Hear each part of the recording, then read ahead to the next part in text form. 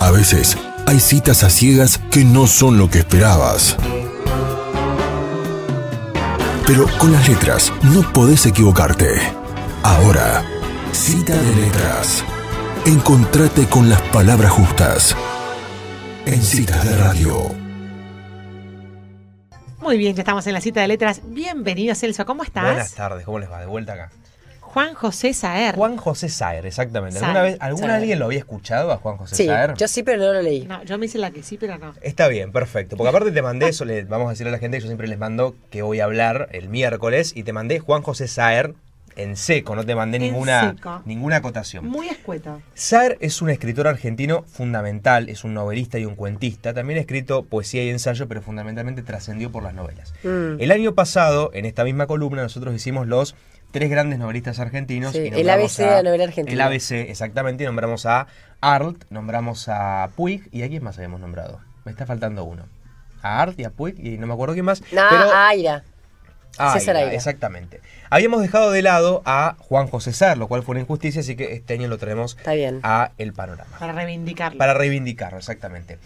Quizá Saer y Puig son los 2 grandes novelistas argentinos del siglo XX. Lo que pasa es que tienen 2 estéticas muy enfrentadas. Y por el nuevo lenguaje que introduce la novela, que es el de las clases populares, el de las clases populares de la década del 40, la década del 20, y cómo maneja la estructura de la novela, cómo interviene la estructura de la novela, quizá en ese sentido se impone Puig, ¿sí? Pero digamos que están ahí en un cabeza a cabeza, y fue esta una rivalidad bastante latente en su momento, porque había que canonizar a uno de los 2. Se necesitaba, ¿no?, uno. Exactamente, vamos a decir que el canon, o sea, esos autores que tenemos que leer, obligatoriamente, entre comillas, es una construcción, lo hacen los críticos, lo hacen los lectores y demás. Y en su momento, Saer-Puig fue un enfrentamiento bastante fuerte, los columnistas, exactamente. Bueno, desde acá hemos postulado autores que hemos rescatado autores, digamos, que hace mucho no se leían. Sí, marcamos tendencia, básicamente. Sí, van a ver lo del Nobel de Eugenides, acuérdense de eso, que eso es latente. En su momento se enfrentó, y quizás es un acto de injusticia enfrentar a Puig con Saer, porque son los 2 grandes a su manera, digamos, ¿no? Vamos a decir que la estética de Saer es muy particular en el sentido que está muy concentrada, muy focalizada en el detalle, ¿sí? Saer no es un autor fácil de leer, a diferencia de Puig, que puede ser leído por cualquiera. Quizá cueste entrar un poquitito en sus novelas, pero una vez que ya agarraste el ritmo, entras. Saer, no, de hecho Saer se mantuvo, a diferencia de Puig, que en su momento fue un bestseller y que era un escritor profesional, él vivía de su literatura. Saer se mantuvo muy distante del mercado editorial, no era un autor que vendiera demasiado, pero sí tuvo desde el principio su público muy específico. Claro. Una de las defensoras a ultranza de Saer desde el principio, lo cual también la hizo en su momento criticar mucho a Puig y después revisó esta postura, fue Beatriz Arlo. Mira. Sí, Beatriz Arlo, que era titular de Cátedra de Literatura Argentina 2 en la UBA, antes de que la echaran, pobre Arlo. Y ella, como ejercicio crítico, proponía las lecturas básicamente de Juan José Saer. Decíamos, escribió cuentos, escribió novelas, escribió poesía, escribió ensayo. Fíjense cómo se llama el libro de poemas de Saer. El arte de narrar. Mirá vos. Se llama. Uno a priori pensaría que es un libro de ensayos. No, es un libro de poesía. Y fíjense cómo se llama el libro de ensayos. El río sin orillas. Más poético. Más poético. Claro. Fíjense cómo hace esas operaciones de intervenir ya desde el título algunos géneros. A un libro de poesía le pongo uno que parece un libro de ensayos, y a un libro de ensayos uno que parece un título que parece un libro de poesías. Vamos a hablar hoy de el conjunto de la novelística de Saer, pero vamos a decir cómo entrar a la novelística de Saer. Quizá la mejor manera de entrar a Saer sea por sus novelas menos difíciles, ¿sí? Por decirlo de alguna manera. Las novelas que cuentan una historia más lineal. Esas novelas son La Ocasión, que cuentan la supuesta infidelidad de una pareja en el litoral. Esas novelas son La Pesquisa, que cuenta un caso policial ocurrido en Francia. Y, por último, El Entenado, que cuenta la historia de un chico que vino de España en la época de la colonización al Río de la Plata. Toda su tropa fue asesinada por los indios y él crece entre los indios. Mira. En estas novelas está el nivel de detalle que Saer maneja en todas sus novelas, ¿sí? Pero contado de una manera mucho más lineal. Es una historia única que uno puede continuar de principio a fin. ¿La dificultad tiene que ver con el modo de narrar o con el lenguaje? Totalmente, sí, con el modo de narrar. Por ejemplo, la novela más conocida de Saer, quizás su mejor novela, se llama El Limonero Real, cuenta un asado de fin de año en una isla de Santa Fe. ¿Qué más cuenta la novela? Eso, es un asado de fin de año en una isla de Santa Fe. Genial como... Cada capítulo de esa novela está antecedido por la frase amanece y ya está con los ojos abiertos, ¿sí? Y a partir de ahí cuenta el día de esa persona, el protagonista se llama Wenceslao, y el nivel de detalle lo lleva, por ejemplo, a contar cómo las huellas digitales quedan estampadas en un vaso por la grasa que tienen de haber comido el asado. Mirá. Y cómo la transpiración del vaso va, digamos, va desdibujando esa huella que había quedado estampada en el vaso por la grasa con la que esa mano había entrado en contacto con el asado. ¿Sí? O sea, pero son novelas como lentas para leer porque son muy descriptivas. Son muy lentas para leer. Si fuera en cine, uno diría que una novela de ser es una de esas típicas películas en las que la gente dice no pasa nada. Me hace acordar a Virginia Woolf. Totalmente.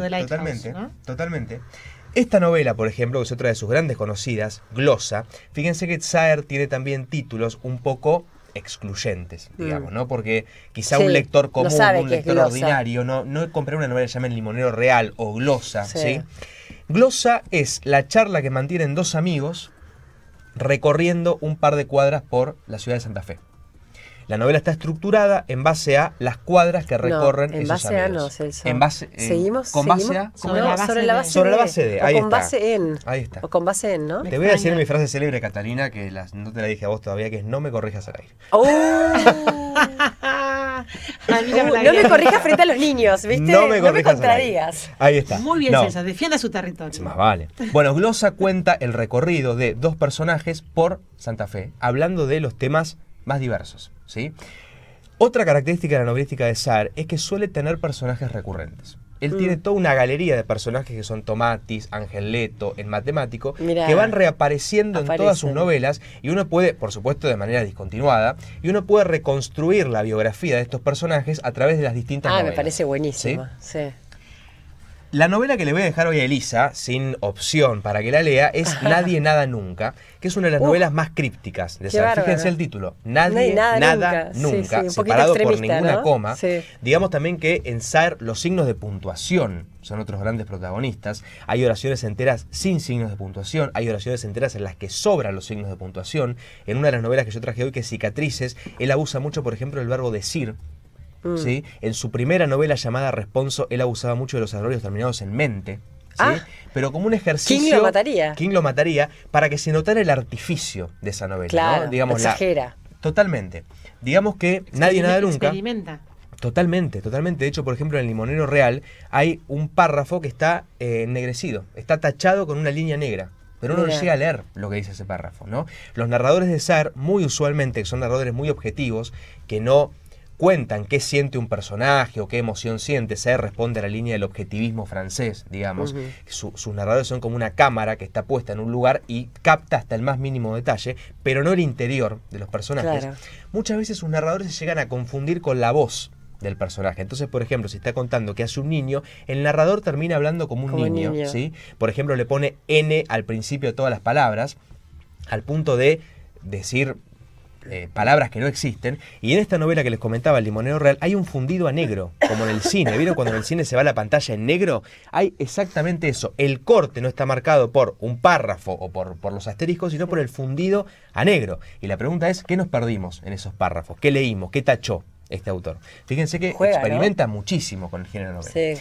Nadie, Nada, Nunca es una novela acerca de la dictadura, ¿sí? Pero es una novela muy elíptica para narrar la dictadura. Un hombre en Santa Fe al que le dejan caballos para que cuide porque esos caballos están desapareciendo.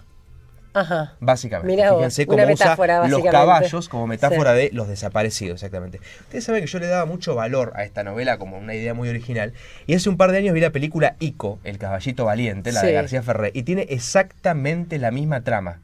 Bueno, pero ¿quién copió a quién? No necesariamente tiene que haberse copiado. Creo que hay un ejercicio de pensar lo mismo. Digamos que el caballo es un animal muy típico de Argentina y, bueno, Saer lo usa como una metáfora de eso. ¿Qué cuenta la novela? Eso. Cómo este hombre se encarga del cuidado de caballos para que no desaparezcan. Fíjense cómo empieza la novela. No hay al principio nada. El río liso, dorado, sin una sola arruga, y detrás, baja, polvorienta, en pleno sol, su barranca cayendo suave, medio comida por el agua, la isla. ¿sí? Fíjense que es un nivel de lectura bastante arduo, no es y una medio novela que poético, estamos acostumbrados. Muy poético, Saer. Y otra de sus novelas, que es quizá la que a mí más me interesa, es esta, Cicatrices. ¿Sí? Cicatrices cuenta un crimen pasional, entre comillas, un hombre que ha matado un escopetazo a su mujer, desde 4 puntos de vista distintos. ¿Sí? Pero a ver, él nos va a contar la biografía de cada personaje que refiere a este crimen, pero el crimen siempre va a ser algo lateral en la vida de estos personajes. Uno lo escucha en la radio y bueno, se lo comenta a otra persona, uno lo lee en un diario, otro llegó a una conversación de casualidad, estaban hablando de eso y refiere el crimen. El crimen se va reconstruyendo a partir de pequeños párrafos en la biografía total de estos personajes.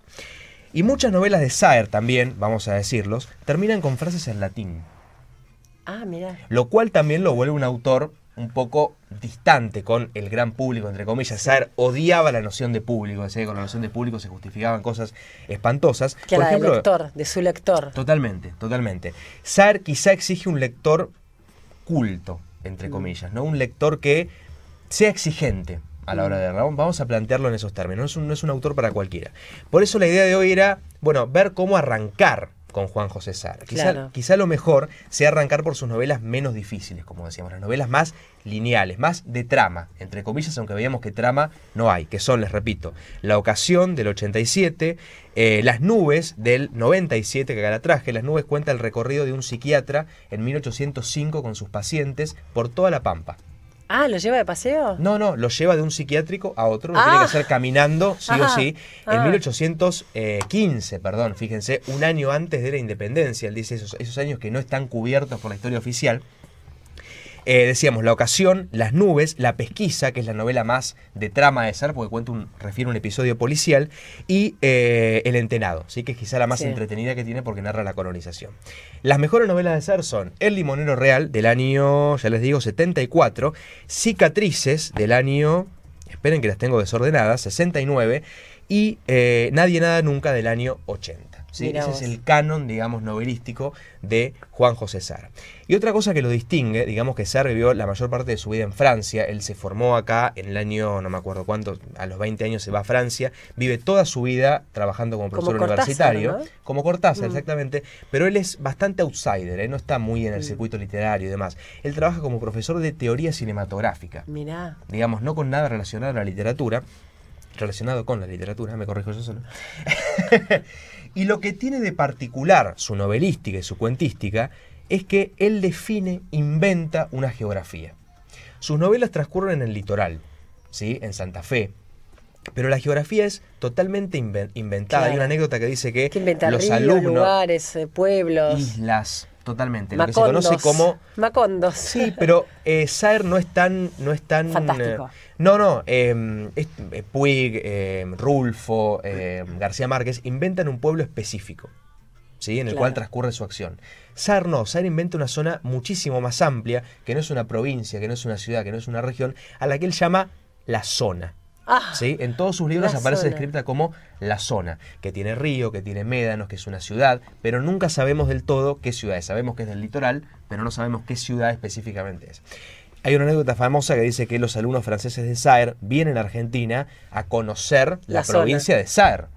Claro. Y se llevan una inmensa decepción porque no se parece en nada a lo que Saer describe en sus libros. Y él les dice, no, porque lo que yo hago en mis libros es manejar la geografía del lugar que yo conozco como se me antoja. Sí, digamos, juxtapone cosas que por ahí están totalmente. O sea que él está en Europa pero escribe sobre acá, tiene nostalgia del... Totalmente, nunca, bueno, como Cortázar. Nunca escribe un libro que no transcurra en Argentina y con personajes típicamente argentinos. ¿Sí?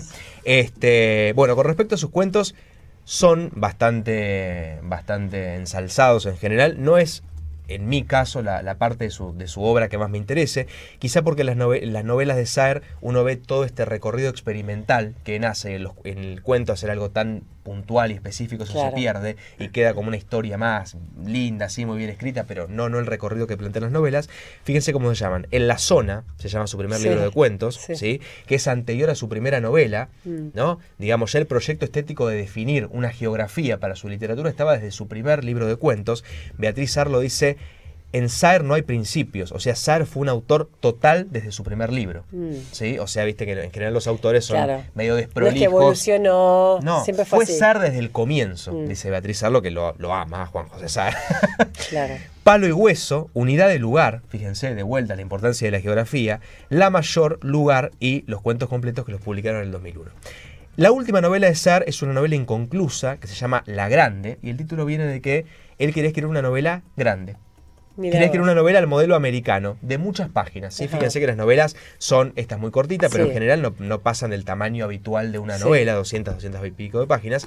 La Grande tiene creo que 400 y pico, y él muere en el transcurso de la escritura de esa novela. La novela se publica igual, le faltan los últimos capítulos, es un ejercicio de lectura inigualable, la lectura de esa novela, porque es leer un proyecto estético, La Grande se llama, Elisa, le confirmo. Sí. Es una novela del año 2005, que sale inconclusa, como les decía, y es una lástima, porque es un proyecto novelístico tan importante y tan amplio, pero inconcluso, aunque de cualquier forma uno puede apreciar para dónde iba el proyecto de Saer. Así que bueno, es un autor difícil de leer, un autor fundamental de la novelística argentina, un autor fundamental, diría yo, de la novelística universal, ¿sí? Porque sus novelas son ejercicios experimentales impresionantes, pero hay que saber por qué novelas empezar, porque uno se arranca de cero con El Limonero Real, queda un tanto atemorizado, de Juan José Saer. Ahí está. Creo que es algo que deberíamos saber de todos los autores, ¿no? ¿Por qué libros de esos autores empezar? ¿Cuál es la puerta de ingreso a determinado autor? Sí. Bueno, para que lo leas. A Juan nunca José nada Saer. nadie. No, nadie nada nunca. Nadie nada nunca. Muchas gracias, Celso. Y a ver qué te parece. Chao. Chao, Celso.